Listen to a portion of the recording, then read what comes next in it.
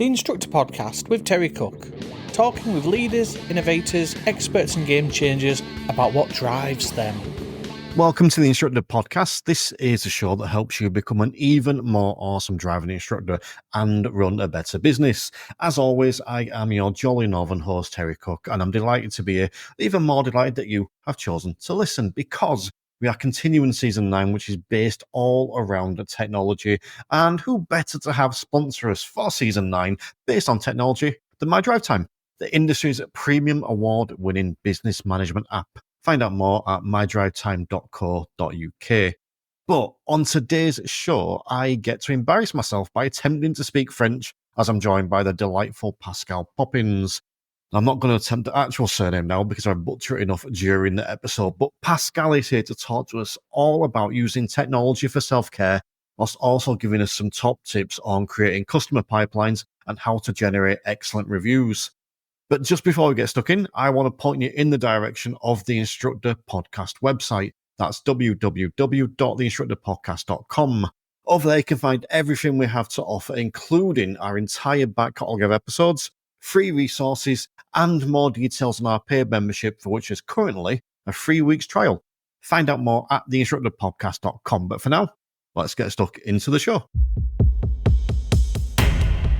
So today on the Instructor podcast, I am joined by the wonderful Pascale Poppins.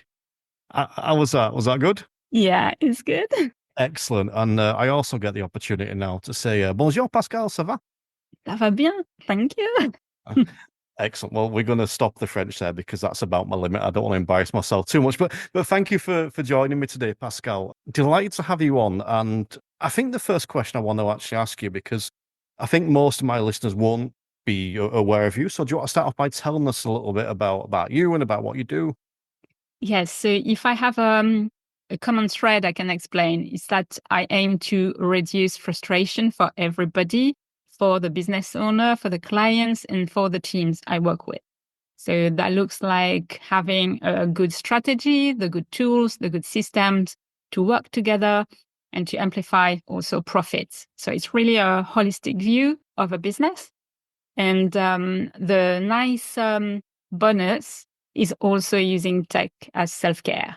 For me, that's really my big challenge in life, is making sure people see tech as self-care, because usually people who don't like tech, there is that little, oh no, I don't like tech, it's too complicated. But it can be something you lean on.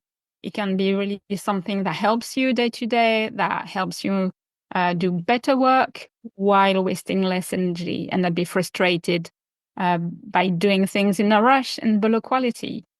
So, yeah, that's Pascale Poppins in a nutshell. Do you know what? I love that, tech for self-care. And I do want to dig into that. But before we do, I have to ask you this question, because I was doing a little bit of research, as I do, and stalking you online and seeing what was going on and stuff. And it turns out that before all the Pascale Poppins stuff, you used to be a makeup artist and were in the Guardians of the Galaxy film doing the makeup on Guardians of the Galaxy. So, yes. How awesome was that? That's actually my best memory ever, because I was doing makeup and hair, and we would do things that were so different. It was so varied. So one day I would do high fashion hair on a gent for one scene in the, clean, nice city. And then the day after I would throw yellow paint for the prison scene. So I was working on the crowd. So lots to do, waking up at 3 a.m. to start work at 4:30, so that everybody could be ready at 8. These kind of days, it was lots of work, lots of fun, lots of amazing people to work with. So definitely a highlight of my career. So absolutely nothing with what we're talking about today, but I had to ask, and I'm going to stop myself from asking much more. But I want to dig into that, what you said before. Tech is self-care, because I like that. Why? How can we use technology as self-care? So imagine you are in a rush, something came up, you need to go pick up the kids or take care of your brother. And at the same time, you've got a new client coming in, but you can't answer, and you're on the phone and you're, just not answering properly because your head is in 10 different places. Instead, imagine from your social, you have a link, people can fill a form, and automatically you get the main info from them, so you can contact them later. And you've got a first email that is sent automatically that say, oh, hi, super happy you're interested in working together for your driving test. Here's how I work. Here's how you can book your first test. Just really welcoming, friendly, if that's your tone, really serious and corporate, if that's your tone. And instead of being really stressed out, you can just send people that link and say, sorry, I'm in a hurry, but all informations can be done at this place and they can fill it. So you don't even need a website. It can be done from a free link that you attach to your social media. There are tons of mini sites nowadays. You've got Beacons AI, you've got Linktree, there's plenty you can use. And you can put, those little click to action link, goes to a form, the form filled a Google Sheet or your Notion app. Your client is taken care of. You know that you haven't lost a client. You're not stressed wondering, did I send everything I should have sent? You can just focus on what is important for you right now, and everything is sorted in the background. That's an example of tech as self-care. I like it. And do you know what? Actually, it's something we're going to be talking about today. It's kind of those pipelines that you mentioned there. But I think one of the first things that springs to my mind is almost the opposite of that, because I've recently put so I love tech. I love online stuff, and I don't always like social media, but I like the ability to have social media, for example.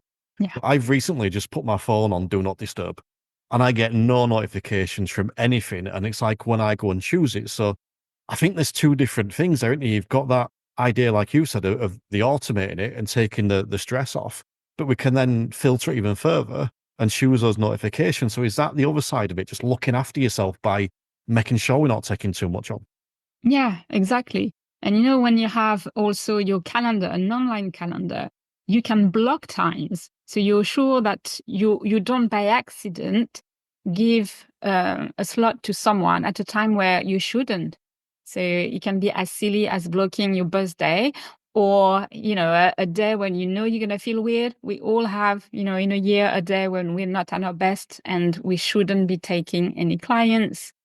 You can block these days in your calendar so that anyone can't allow themselves into this day that you have sheltered from the outside world.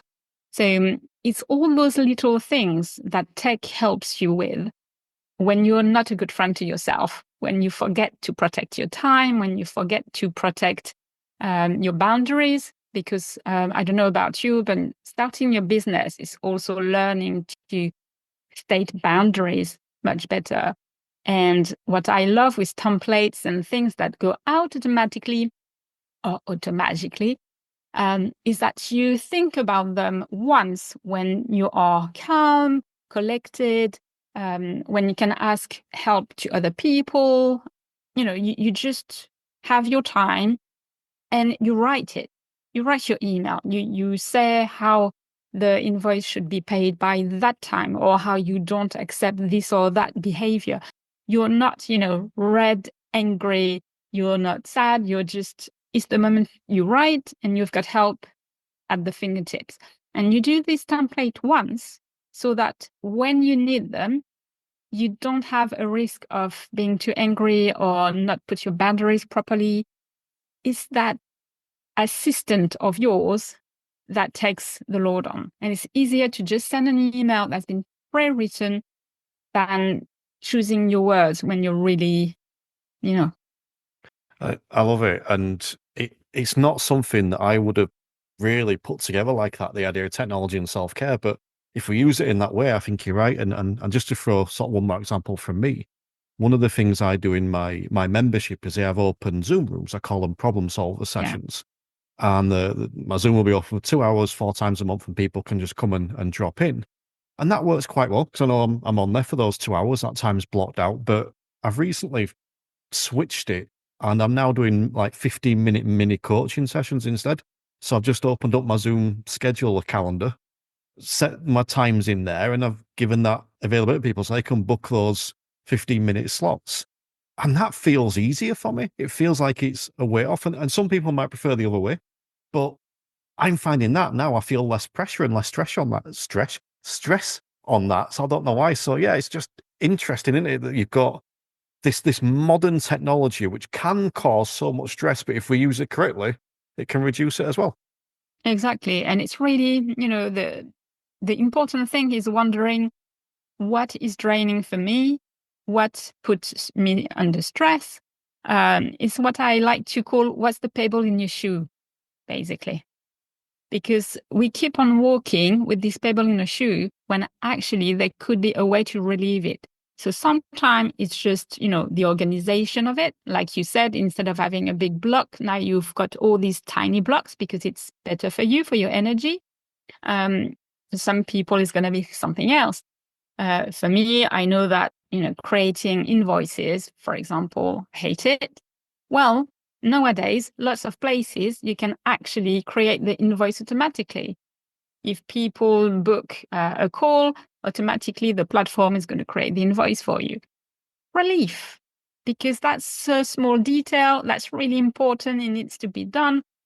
But if it's me doing it, oh my gosh, it's not just the 5 minutes that takes me to do it. It's going to be the hour before when I don't want to do it, and the half an hour after because, oh gosh, I've done it and now I don't have any energy left, So it's, where is your pebble? That's where you start. You're dropping some wisdom today, the pebble in the shoe. I like that analogy. But you mentioned automation again there, and I think I want to touch on that because when I was decided to do this season all around technology, one of the first names that came in my brain was Pascale Poppins. And I've wanted you on for ages, but I didn't quite get where you'd fit in. But it was definitely in this technology season. So I reached out to you, and what was lovely was that the immediate reply, and then, oh, Terry, I've got an idea. We can do something on simple tools for making yourself a pipeline for booking your client sessions, and then sending questions automatically for testimonials and this kind of stuff. So, and I was just genuinely chuffed with that response. So I'm just going to open the floor to you there and then just say, tell us about that. Yeah. So nowadays, when you choose apps and things, first you need to think, how do I work and what's missing? So that's the people. And how do you work? So I guess all our listeners are working more from their phone. Am I right? Yep. Because you're on the road taking care of your clients. You're driving, you can't be answering the phone all the time. So you want to have a way to not lose any prospect. So that's why always having some sort of waiting list or a pipeline is going to be really good, because that also gives you some visibility on the money that's coming.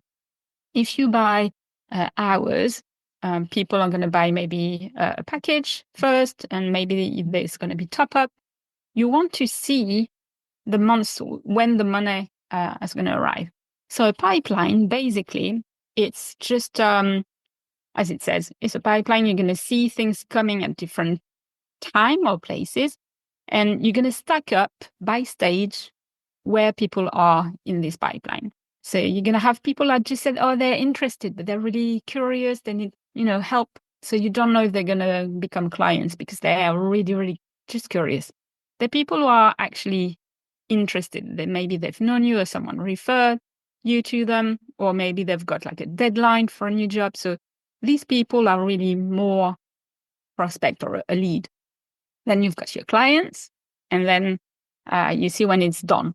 So having a clear view of these different stages of interest is going to help you, because sometimes you may have lots of people who are clients, they've all paid, but all of a sudden you realize, I've got only one person that's really interested, and I've got only two people who are vaguely asking questions. So you know that you need to put the marketing and the sales wheel on, because otherwise, a month later, it can be a tough month. We don't want that.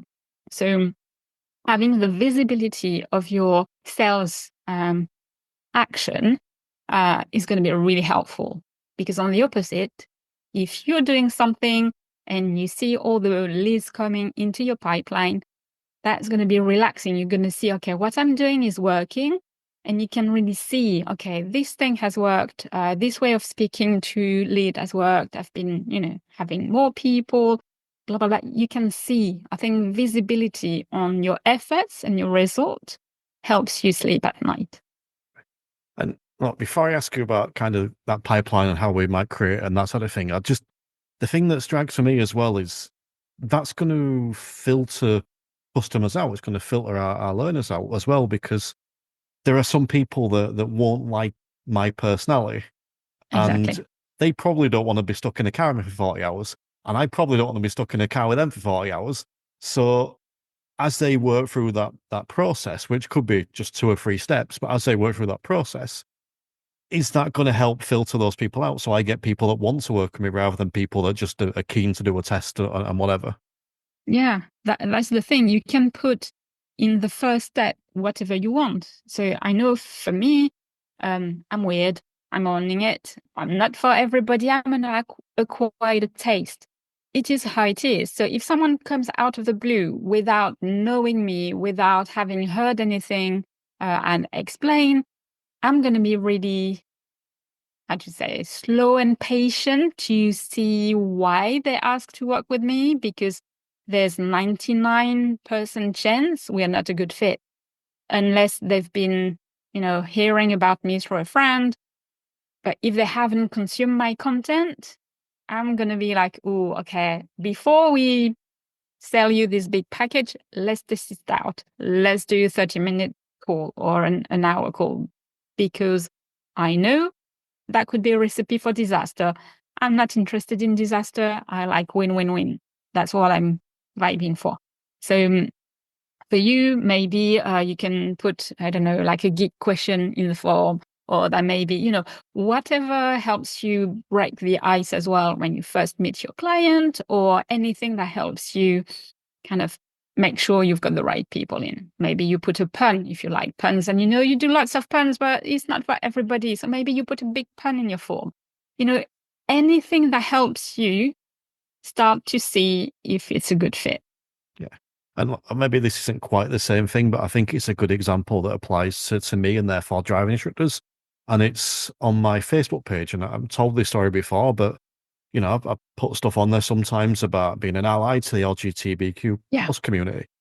And when I do that, I will often get a message from someone there, and one springs to my head with someone messaging me saying, I saw you'd had this the pride flag, and I think I feel safe for you. Can I come for lessons? I thought, oh, how lovely is that? Yeah, it's so lovely, and it's so precious, both from you and for them. Like knowing you're safe with someone when you're 40 hours in a car. Yeah, that is so important. So whatever your values are is going to be helpful for the right people to see them. Because, and if it's not for them, maybe that's for someone they know, or maybe they're going to talk to an association. Like the ripple is going to be bigger just because you are you fully and people can see it. exactly. And then it'll work the other way as well. So if there is someone who doesn't want to work with me because of that, it filters them out. And that's not necessarily a criticism of them. It gives them the choice to choose. Oh, I'll go with this person who doesn't have a pride flag. So I think it works both ways. But just this pipeline then, how do we create this pipeline? Where would we start with this? Plenty of apps. You want to have something simple. So you could have something like a Trello. Trello board is quite easy to use, and it presents as a board. So it's really like having those little sticky notes, and you decide of your columns. So as I said, that can be like vague interest, really interested, started asking to pay, paid, this kind of thing. Done and fully paid, for example. And the very important one, we'll come back later, maybe, testimonials. Got testimonials. You have to have that kind of step if it's something you really want to get in your flow. So Trello is a good one, really simple. There's a free plan, really simple way, and it works on phone. I need to check. Normally it works on phone. You've got Notion as well. Notion, you can create whatever you want. So it may be for people who are a bit more amused by tech, because you need to create it, basically. You also have templates. So if you look in Notion and you look for CRMs, there are templates you can use. You just duplicate it in your account. And that can also work from your phone, because that's going to be really important. After that, you've got systems that are a bit more maybe pricey or bigger, like Pipedrive. So that's for people who've got loads of contact. Zoho as well has got a CRM. So maybe you've got a proper big school with lots of drivers. And so that is something you can consider. But to start, having something as simple as Trello, that can be just fine. The one that I use at the minute is, and I'm just an independent instructor, but Jotform. Do you know Jotform? Yeah, I know them for like forms, but I didn't know they had like what comes after. No, they don't. That's where I'm weak. But I use that as a form to start with, because that's where I put my little questionnaire on. So any an issue that inquires with me, I just send them that straight away, and it'll be like filled in. They get their address in, they get any concerns in, they get what they want from a driving instructor in, availability, all this kind of stuff. So could that? I know that's not necessarily the pipeline we're talking about, but could that be a good place for someone to start? That Yeah. One tool I love, because it's really simple, it's really clean, and it's got tons of features, is Tally. Tally is a little form that can connect to anything. So that can connect to a Google Sheet. So just that, you could have your database and you can enrich it. So you could have some sort of CRM, even if it doesn't look like a board, but it can be at least like a big table where you could have, the evolution of where you're at.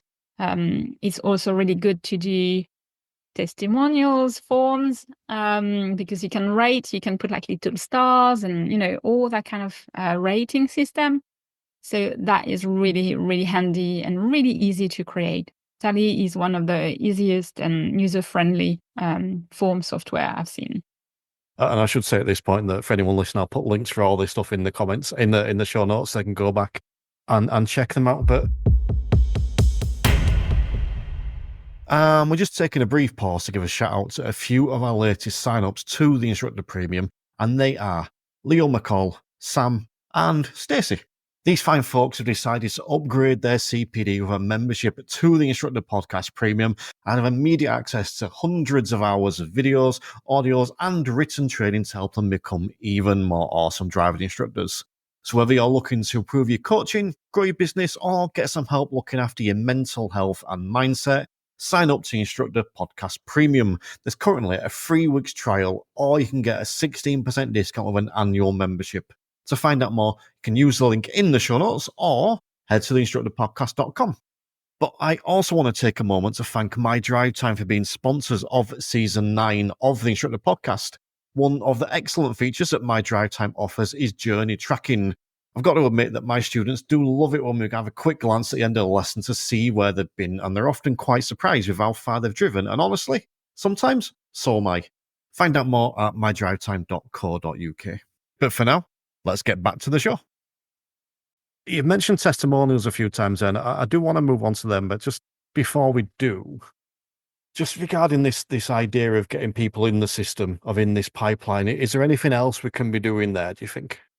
Well, it's going to be a first good spot, because basically you have your form, you connect it to whatever, so you can collect Tally to Notion or to your Google Sheet, and that's going to be a thing.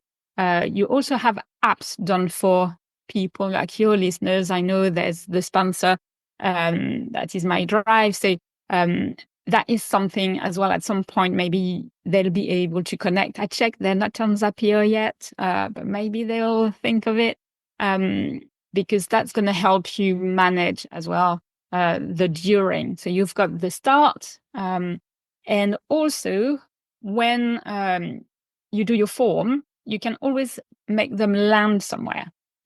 Quite often they click submit. What happens on this thank you page? Is there a message? Maybe there's a little video from you. You can record yourself with your phone, put the video on YouTube for free, hidden, and that can just be you saying, thank you for filling this form. I'll be back to you soon. Something of you. And that starts to create that client experience, that things that's really you, and that's going to make feel like, cool, I'm looking forward to my session because let's be honest, everybody's a bit scared. No, not maybe everybody, but lots of people are anxiety nowadays about starting something new, about being on the road, about meeting new people, and young people even more. So having a first contact, hearing your voice or hearing your smile, that can have a huge effect on people actually buying from you. It's interesting you say that because that's what I've been thinking about a little while, creating this almost like a little welcome video. I'm going to be driving instructor Terry Cook. Delighted to have you on board. Here's what you can expect. Blah blah blah blah. Blah. I just like that a 2 minute, almost like a TikTok style video that Yeah, is just sent out to those students, and I just think how welcoming would that be? And like you mentioned, then you've got a young student, maybe 17, who's nervous about their first lesson, and then they get these videos, so they know exactly who's coming on their driving lesson. yeah, and that makes such a difference because I remember my tutor from my driving lessons. It was in Paris, 26 years ago now. And there was 2 moments that was really like I can't forget. I was really scared of changing, like the very first changing gear kind of thing. And I thought, well, anyway, I'm scared of driving Paris. So I'm going to take my lessons in Paris. Otherwise, I will never get into the town. I will stay in the suburbs, and that's silly. So I went there, picked someone, and we started learning around the Pantheon, which is like a massive church inside Paris. That's like a square. So I went doing squares because that was forcing me to pass, first and stop and first and second. So she took me on a very small area where people couldn't go fast. And she was so clever about that. And same, I was scared of going on the motorway. And she said, okay, we're not going there. And then she told me, turn left, turn right, put me on the motorway. And I panicked. And she was like, take right. There's a going out path in 100 meters. And that was true. So I went there. And she said, see, you went on the motorway. You have the right to be on the motorway. And this sentence, you've got the right to be on the road, I still hear. I hear it to this day. So, it's so important for people to feel you and feel how you're going to be supportive, how you're going to help them reach that massive milestone. That's a driving license. It's big. It really is, and I think sometimes we forget that it's something I do every day. So when someone new comes in, it's almost like this is common to me, but it's brand new for them. And that idea of someone coming along and whether it's emails or texts or whatever, and they get like a welcome video from me, and then a couple of days later they get a message saying here's a link to my theory test stuff that I do, and then a few days later they get like that series. It's like how much more easy they're going to be going into that first lesson, and I think that's great. But just before we kind of move on to the testimonial aspect, then I often leave like the plugs and stuff till the end of the show, but stuff like this with tech, I love exploring it, I love finding it out, but I'm not great with it. But there's also people out there that don't even like exploring it because they're scared of it. So I suppose I've kind of got two questions for you here, Pascale. Firstly, are you someone that if someone was struggling with this, they could come to help? And also, what advice would you maybe give someone that wanted to start this but didn't know where to start? So I can help explaining. I do less doing nowadays, but I'm recording lots of tutorials. So they're at the moment just recorded and not published, but my YouTube channel is going to be filled with that. And my blog is going to be filled with explanation as well, because I want everybody to try and get into it. There's so many levels of self-care and success online. You just got to go and play with them. So that's going to be there. I can help. I do consult as well. So if people have like a trouble, we can go in and do it together. That's the kind of thing I can do. So it can be just like an half an hour or an hour where I help you kind of, untie the knot of where you're stuck, basically. And how people should start. Start simple. Start where the pain is higher, because if you're scared, the only thing that's going to help you move forward is having, a big carrot in front of you, a big relief. So if you imagine the relief of not having this pain again, that's going to help you have the courage to try things.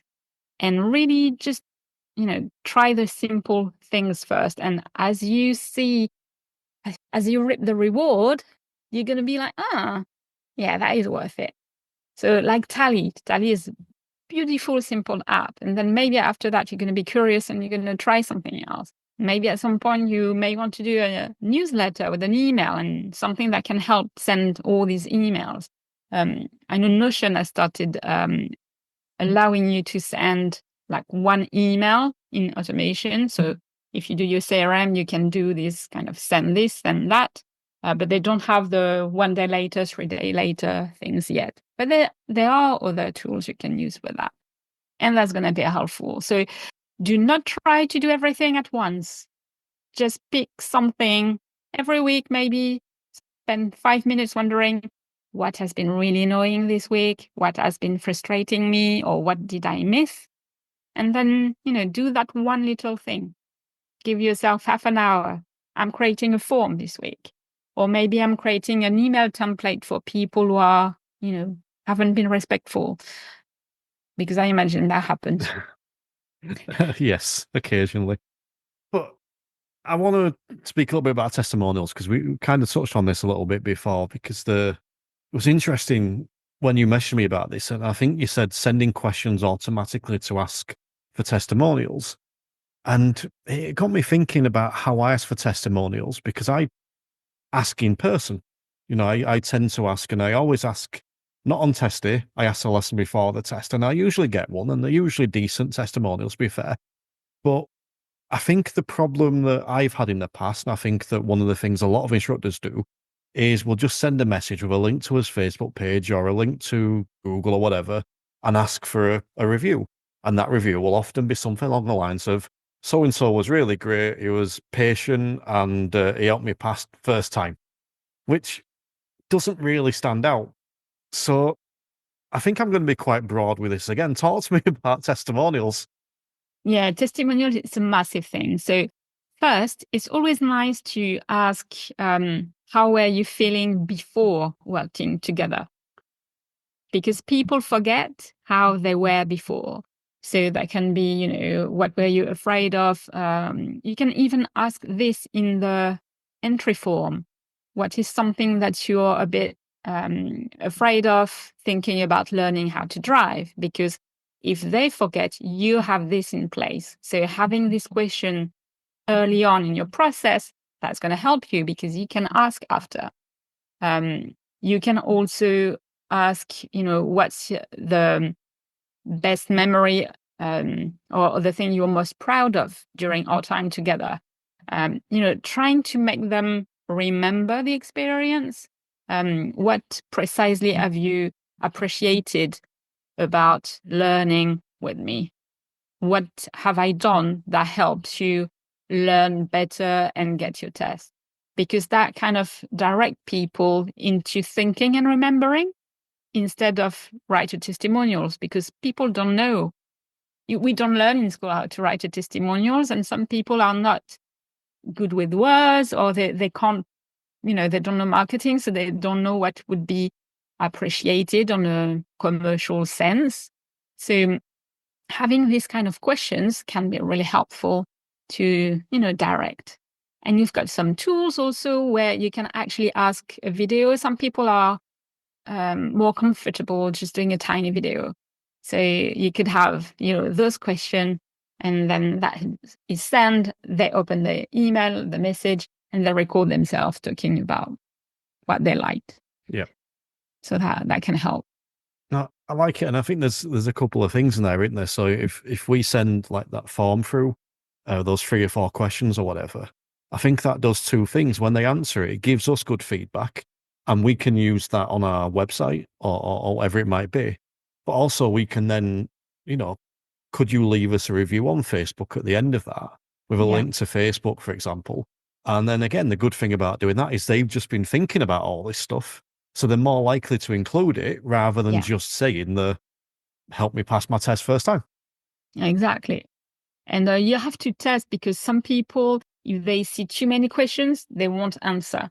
So you need to, test. Maybe this one is good. If that doesn't give you enough good answers, you swap it around. So, it's always testing. You'll see what works best. But you can also have just rating for the people who are really, who don't like writing at all. Just see what's better, but never say, oh, that doesn't work. It's just a little trick to do, and you'll find the right way to get testimonials. And then when we've got them, where can we put them? What do we do with our testimonials? So there are a few places that are going to be really good. If you imagine your lead flow, so how people see you before they buy from you, where do they meet you? So maybe on your social media. So you can reuse them and make little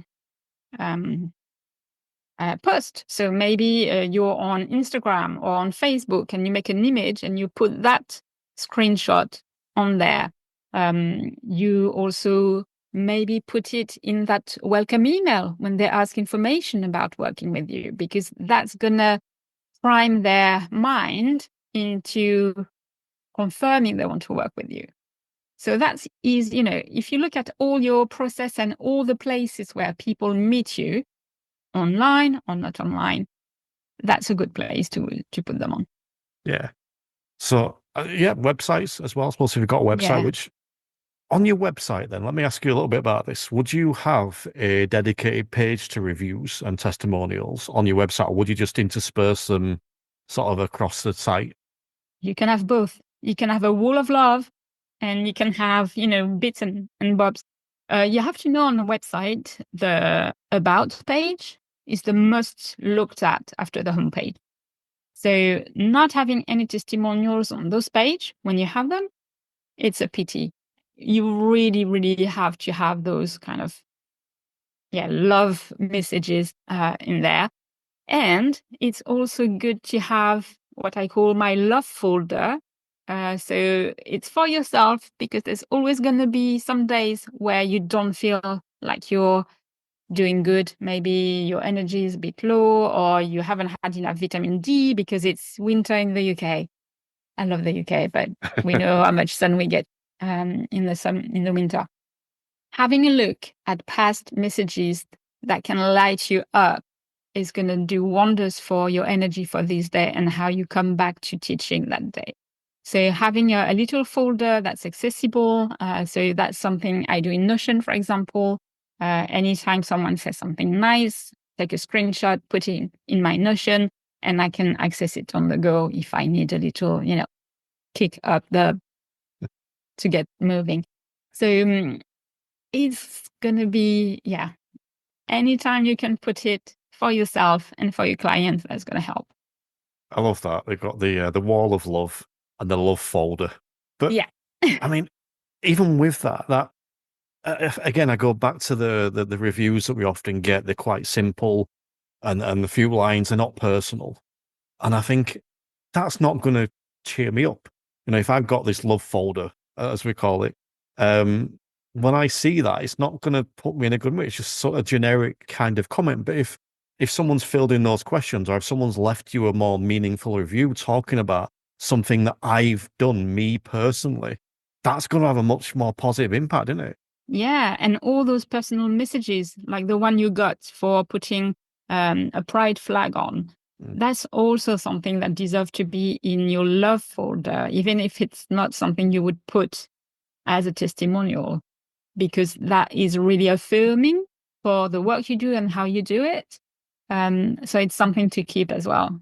Really, really important. Another place I forgot to put, which is just because it's so obvious to me and I forget it all the time, it's where people book you and pay you. Because you need to think about the people who are 99% sure they want to work with you, but the last minute, they may be trying to book on the phone and someone says something. So having the last proof that, yes, you're someone they want to work with can really help click on that buy button. Always good to have there. I was listening to an audiobook last night and it said that even when there's a delay of a millisecond from someone buying, it can have a big impact in someone not purchasing because they come out of the flow of buying. So that's exactly what I was saying in it. So somewhat distracts you for a second. All of a sudden, that flow of purchasing has gone. So if you give them, when they come back and look back at their phone or the computer or whatever and go, oh, Terry was awesome because of X, Y, and Z. Oh, yeah, that reminds me. And then they'll go back in. Is that what you're saying? Yeah. Yeah. And sometimes you discuss. So you can have your neighbor, your friend who said, are you sure? Worst question ever, because then they start to rethink everything. So having the page and be like, but yeah, see, look, it's got reviews there.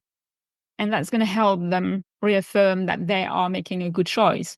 So, it's definitely a place you want them to be.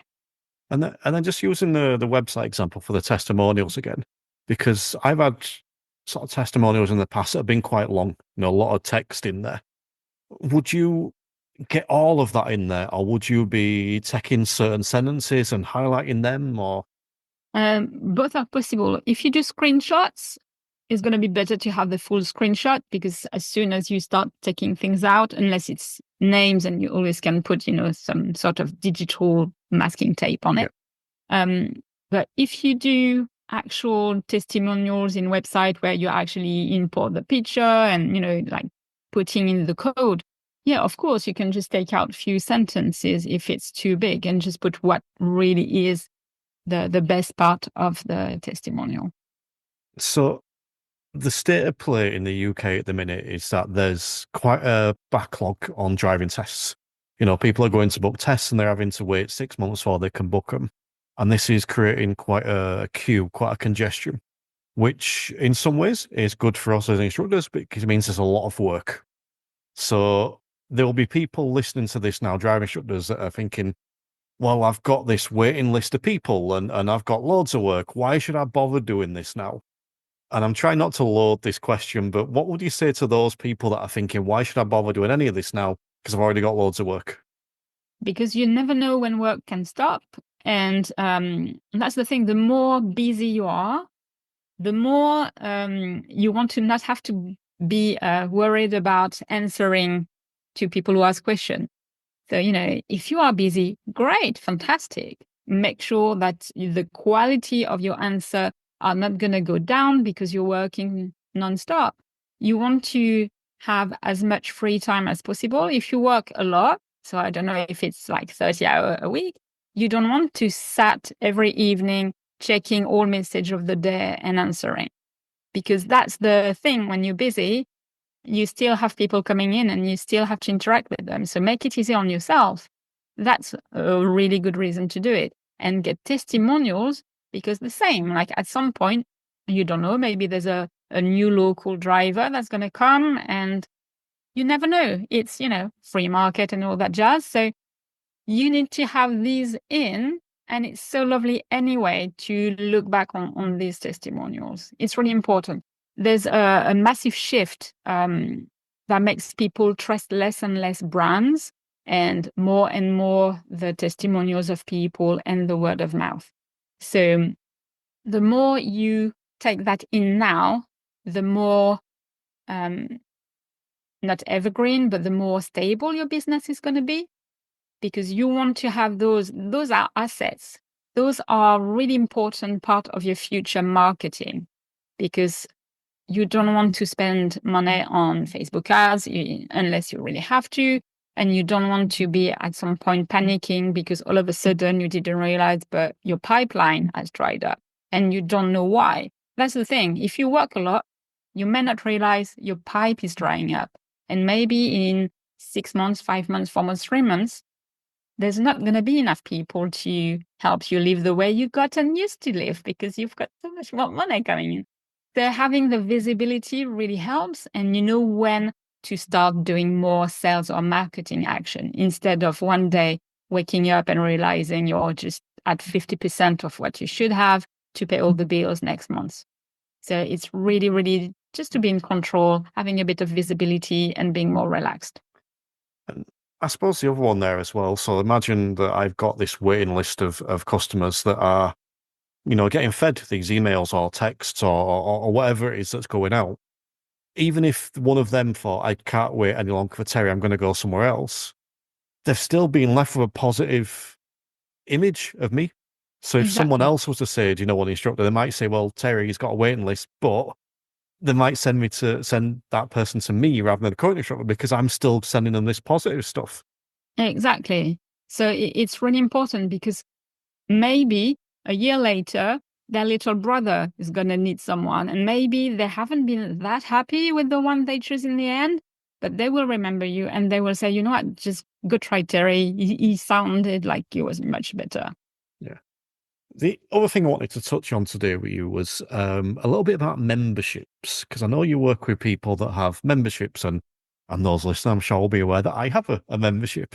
And there's more and more of them springing up in our industry, all different kinds of places and different kinds of ideas and stuff. So I think I'd just like to ask you a little bit about what are the benefits of being in a membership, do you think, as opposed to so ask me a different way. What is the benefit of being part of an ongoing membership where I receive regular training and this kind of stuff, as opposed to going for something where I just get something one-off, perhaps?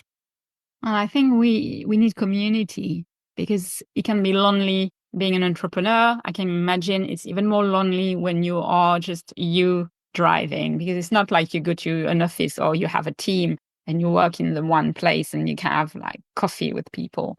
So there's one big thing. And it's also peace of mind, knowing that if anything happens, you can go there and ask questions. I was talking earlier about boundaries. Someone crossed a boundary of mine earlier this year, and I went into shutdown. I was so surprised. I didn't know what to say. And I went to a membership I'm part from, with people who do similar work online. And they helped me phrase it and they helped me see that I was not in the wrong, that actually, yes, there was a boundary. So sometimes you can't decide if something is or not bad or wrong. There's all those gray area in relationships with clients when discussions happen. So knowing that there's always a community and someone who runs the community that makes it safe and someone you can ask questions to, that is precious. It's hard to run a business. It's harder to do it alone. So definitely community. Even if you don't see the use right now, you don't know if tomorrow you're not going to have something where you don't want to be alone facing that question. I love that answer. I loved all these answers today. These are great. But before we started recording today, we were talking a little bit about Poppins in your pocket. And we're talking about how I may be indulging in this in the future. Tell me about Poppins in the pocket. So it's a bit like, it's not a membership, but it's for this moment when you have a question with tech and you are wondering, what should I do? Or did I do it well? What's going on? So you can just text me or leave me a voice note. And then every weekday I come back to you and I answer. Because there's always this moment when it's hard to decide. And it can be just me asking you question as well, because sometimes deciding is being asked question so that you can see better what's going on and what you need to do. So either I've got the answer for you or the resource. Maybe I'm just going to tell you, oh, yes, that's something that this app can do. You don't have to spend 4 hours doing it. Just do that in 5 minutes with this app. Or maybe I'm going to ask you a question. And this way, you're not alone facing your tech and your customer experience questions. That can be also reading me a welcome email and tell me, what do you think? Do I need to add something or to take out something? So if someone was interested in getting a Poppins in their pocket, how would they go about doing that? You can take contact with me. I'm really often on LinkedIn and Facebook, so do not hesitate there. And I'm also going to send you a little form and you can give me some information. Really take the time to read a bit more about me. But maybe if you listen to all this, you have a a sense of how I work and the kind of thing I can help you with. So that's always a good sign. And I've got a page as well I'm going to create just for you listeners, where you'll have the links and everything you need, and maybe some surprise video on how to handle this first welcoming sequence. There you go, the personal surprise video. That's what we like. But yeah, no, I think that's awesome. And a couple of bits from me, because I've only just followed you on LinkedIn, and I would advise that people go and do, because I've been scanning your stuff on there, and I think that's where the good stuff is, on LinkedIn. But I will put links for the stuff you've said, Stay, in the show notes and the blog and all that kind of stuff. And as you said, when you get that YouTube up and running with all the tutorials, I'll be sharing that as well, because I think that will be a great place to start. But as we've said, if anyone wants any more from Pascale or Poppins in their pocket, then you can find stuff in the show notes. But is there anything else you want to touch on today, Pascale? Any other knowledge bombs you want to drop before you disappear? Knowledge bomb, I don't know, but if there's one thing I really want everybody to leave with, is that, as I said, tech is self-care, and a good customer experience is simply everybody winning. So you make sure that your people get the right information at the right time. You give them different ways of being served. So maybe there's a link to a FAQ page where they can read all the information. You try things, because online things are not like the last Bible on earth. You can tweak. People are too scared to put something online. You can always tweak. So yeah, that may be the last tip. Do not stress over making things perfect.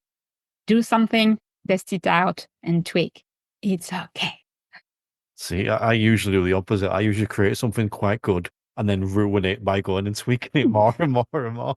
But no, do you know what? I go back to what you said at the start, that I hadn't kind of clicked for this until we spoke about it today, and that's the idea of tech is self-care. We can use this in this way to look after ourselves. Yes, we can use it for his business. Yes, we can use it to get custom and all this kind of stuff. But just the idea of making it in a way that it looks after us and it's that self-care, I think it's not something that's quite clicked for me before. So that may not have been the idea for this episode today, but it's definitely one I've enjoyed. So yeah, big thank you for joining us today, Pascale. It's been an absolute pleasure. Well, thank you for having me. I've had so much fun, and I'm really happy that the message is going to more people. So thank you. And I get to finish with more limited French, which is merci, au revoir.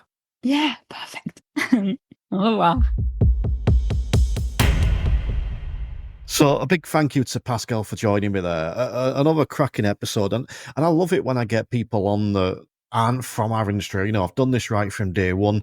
I love hearing their thoughts and picking their brains and seeing what we can take from other industries and bring into ours. And I thought that, it's just fascinating that some of the things Pascale was suggesting there. And look, I'll be honest with you. Initially, we got Pascale on to talk more about creating those customer pipelines.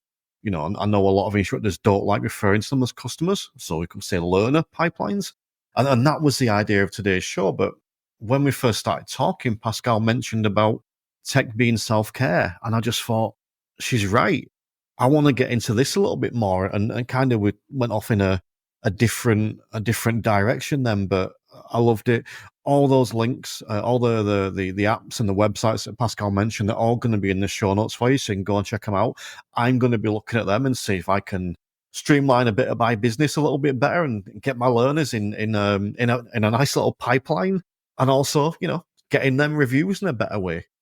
But I've got to be honest, the thing that I'm thinking about after the end of this episode is self-care, is using tech to self-care. Can I better automate some of my stuff? And maybe this is what I'm going to be looking at over the rest of the year, so I get into 2025 in a better way. So yeah, big thank you to Pascale there. Also want to take a moment, as always, to thank My Drive Time, and specifically Dan Hill, for sponsoring this season of the podcast. Loving what My Drive Time are doing. I mentioned earlier in the show about the journey tracking option they have. I think it's a great resource. I think it's one of the ones that it surprises me how students react to it. I'll be honest, I didn't think of it as, oh, this is amazing or anything like that. But just seeing how students react to it is just lovely. And I've got a couple that are practicing with parents. And, at the end of the lesson, they can use that to go back and see where we've been, and they can go back to those areas. So that's really useful as well. I mean, it's just one of those little features that, again, we're using tech to make our job better. So, big thank you to Dan and My Drive Time there. You can find out more at mydrivetime.co.uk. Also want to take this moment to point you in the direction of the Instructor Podcast Premium. If you've listened all the way to the end of the show and you're now listening to me talk about Premium, you must be enjoying what you've heard so far.